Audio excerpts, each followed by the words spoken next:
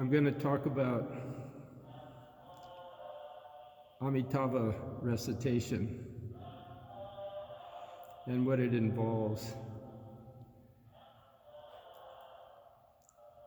Basically, there's two kinds of Amitabha recitations.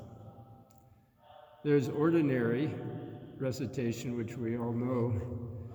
It's the kind of recitation that just keeps us out of trouble, like when we're driving, washing dishes, cleaning our house, doing chores, picking up the kids, going to a dentist appointment. In times throughout the day when we can actually recite while doing things, there's that kind of Amitabha recitation, which kind of just keeps us out of trouble.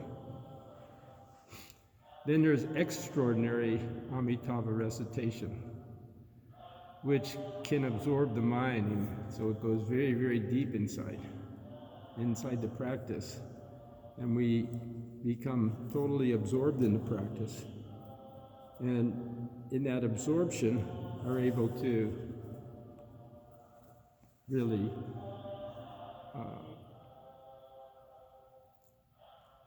open our heart deep inside and forget ourselves and eliminate everything but Amitabha. To do that, we have to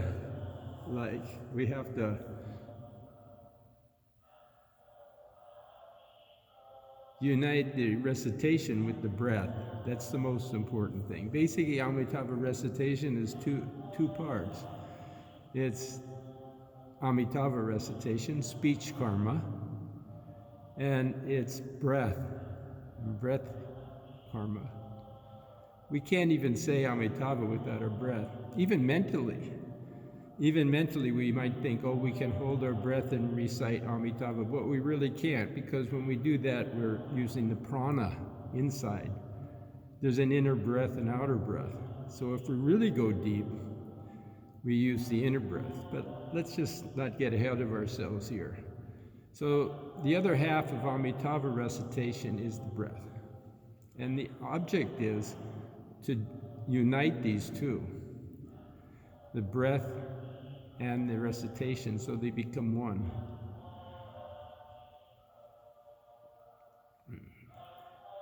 And the other aspect, the other element of Amitabha recitation is the discipline involved. Unlike the times throughout the day when we recite doing things, this is a time that we set aside specifically for Amitabha recitation and nothing else. And it can be any amount of time, but it should be the same time every day and the same amount of time. We can increase it as we go, and we can establish a normative for our practice at a certain time and a certain amount of time. And as our skill develops, or as conditions change, we adjust our time accordingly. So let's just talk about how to actually engage in the practice. So we absorb our mind in the practice, and nothing else is there. Master Xuanhua once was asked, what's the difference between Amitabha recitation and Guanyin recitation, or Avalokiteshvara recitation? The Master said, when he recites Avalokiteshvara comes. When he recites Amitabha comes. And when he says that, he means it on a very deep level. He means that there's nothing else but Amitabha in his mind. So recitation is an elimination of other. It's a removing of everything else from our mind, so it just shines on Amitabha, in the light of Amitabha. So from this point of view, when our practice gets to this place where, as the Master says, Amitabha comes, absorption takes place, and there's nothing else in the mind. We're not thinking, or it doesn't even cross our mind that we have a dental appointment or we have to pick up the kids or anything else. That these responsibilities, or maybe even for the master, giving a lecture later on in the day, those things don't come to mind. They're already known, so why do they need to come to mind? So when we absorb ourselves completely into the practice, there's nothing else there. So to do this, to get that deep in the practice, we have to unite the breath and the recitation. And the breath is really the unsung hero in any form of meditation. We're talking here about Amitabh recitation, the name of Amitabh, but it could be a mantra, Om Mani Padme Hum, Om Ahum Vajra Guru Padme Siddhi Hum. So whatever mantra, that also has to be united with the breath. So to do this, first before we even recite the name, because actually the breath is, we want to still the breath and before we begin. So we sit quietly and we bring our awareness to the breath, breathing in and breathing out. Now, the inhaling breath and the exhaling breath are all the same breath, just like the moon that's crossing the sky. When it's full and when it's dark is the same moon. Where the morning star and the evening star is the same star, Venus, of course. So the breath, the inhaling breath and the exhaling breath, the idea is to offer the inhaling breath to the exhaling breath and the exhaling breath to the inhaling breath, and eventually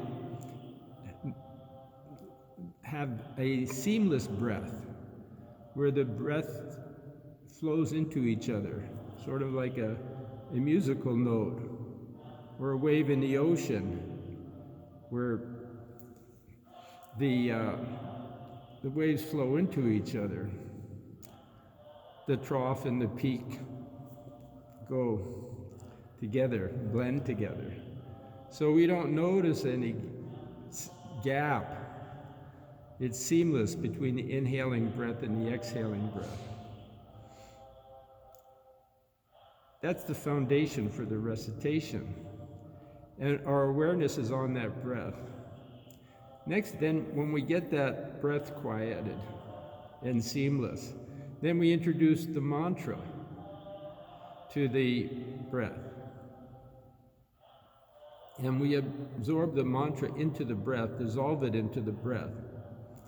And it flows as the breath flows. We can feel it. We can feel the breath blending with the mantra, and the mantra blending with the breath, until the two become one. The mantra and the recitation become identical. When this happens, then the recitation gains its power, becomes very powerful.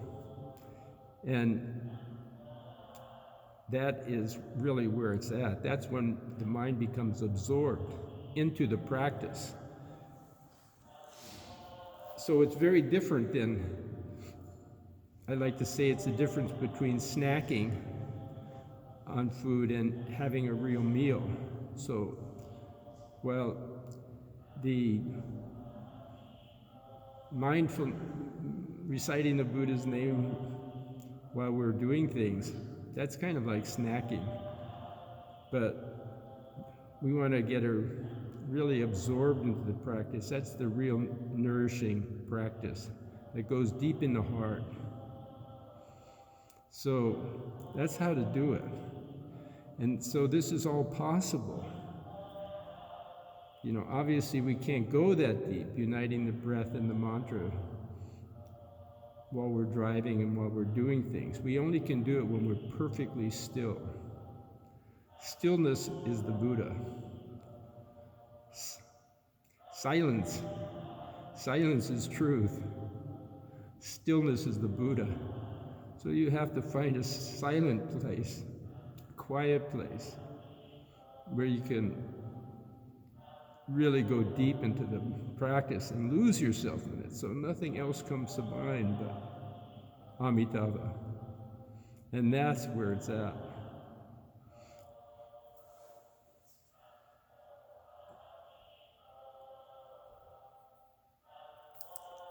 Bye-bye.